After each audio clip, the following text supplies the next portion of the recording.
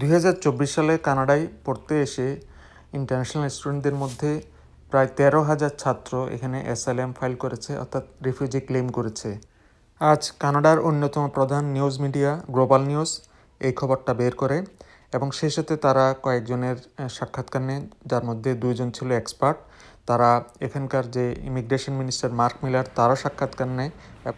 এত অধিক সংখ্যক ছাত্রের এই অ্যাসাইলাম কেস ফাইলকে মার্ক মিলার স্কাই রকেটিং বলে গণ্য করেছেন। তার মতে যে এটা তাদের জন্য একটা ডিপ কনসার্ন এবং গভীর উদ্বেগের বিষয়। মার্ক মিলারের এই বক্তব্যকে সমর্থন করেছেন কানাডার পাবলিক সেফটি মিনিস্টার, অর্থাৎ কানাডার নিরাপত্তা নিয়ে তারা শঙ্কিত।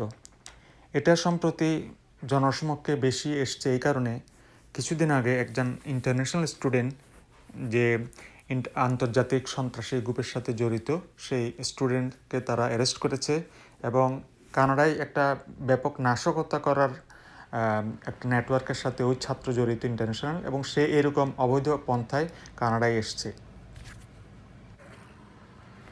কানাডার কয়েকজন এক্সপার্ট বলেছেন দি সিস্টেম ইজ ব্রোকেন, এবং এই ব্যবস্থা যে ভেঙে পড়েছে সেটা প্রতীয়মান হচ্ছে। এবং শুধুমাত্র এটা কানাডার ইমিগ্রেশন সিস্টেম ব্রোকেন না বা ভেঙে পড়ে নাই, ইট ইজ নট ডেঞ্জারাস।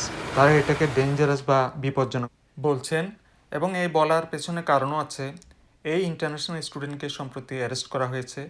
কানাডায় তার বিরুদ্ধে নাশকতার অভিযোগ রয়েছে, এবং যারা এখানকার নিরাপত্তা বিশ্লেষক তারা মনে করছেন ইন্টারন্যাশনাল স্টুডেন্টদের অনেকে এখানে স্টুডেন্ট ভিসায় এসে তারা অ্যাসাইলাম কেস করছে এবং অবৈধভাবে এখানে থেকে যাওয়ার ব্যবস্থা করছে।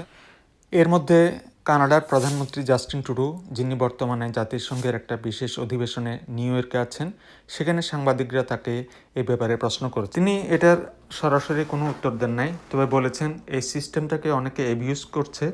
তিনি বলেছেন, Canada has a moral obligation to help refugees.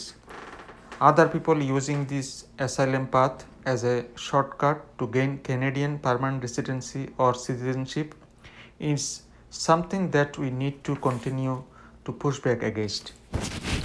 Other people using the asylum path as a shortcut to gain Canadian permanent residency or citizenship is something that we need to continue to push back against. International স্টুডেন্টরা এখানে study permit বা student visa নিয়ে আসে পড়াশোনা করতে, কিন্তু তারা এখানে অনেকে বিশেষ করে 2018 সাল থেকে অ্যাসাইলাম ফাইল বা রিফিউজি ক্লেম করা শুরু করে এবং এখানকার পার্মানেন্ট রেসিডেন্সি নেওয়ার জন্য তারা চেষ্টা করে, এবং এর মধ্যে অনেকে সফল হয়েছে। গত রোববার ইমিগ্রেশন মিনিস্টার মার্ক মিলার মন্তব্য করেছেন যে স্টুডেন্টরা এখানে পড়তে আসে একটা ভিসা নিয়ে, স্টুডেন্ট ভিসা নিয়ে, কিন্তু তারা এই রিফিউজি সিস্টেমটাকে ব্যাকডোর হিসাবে ইউজ করছে কানাডার পার্মানেন্ট রেসিডেন্সি গ্রহণ করার জন্য। তিনি এটাকে প্রতিরোধ করার জন্য তেমন কিছু না বললেও ভবিষ্যতে যে এই ব্যাপারে তারা একটা পদক্ষেপ নেবেন এটা স্পষ্ট। কানাডা সরকার হয়তো এই ব্যাপারে তেমনটা খেয়াল করতো না বা এটা নজরে আসতো না যদি কানাডার বর্ধিত জনসংখ্যা নিয়ে কথাবার্তা না হতো, এবং এর মধ্যে আবিষ্কার হয় যে এখানকার যে অনেক মানুষ, বিশেষ করে অনেকে অ্যাসাইলাম কেস ফাইল করেছে, তার মধ্যে প্রধান হচ্ছে এখানকার ছাত্ররা যারা ইন্টারন্যাশনাল স্টুডেন্ট। এবং এই বিষয়টা নিয়ে কিছুদিন পর পর নিউজ মিডিয়াগুলা নিউজ প্রচার করে, এবং সম্প্রতি একজন ইন্টারন্যাশনাল স্টুডেন্ট নাশকতার কাজে গ্রেপ্তার হওয়ার পর থেকে তারা এখন আরও এটা নিয়ে আরও বেশি সোচ্চার।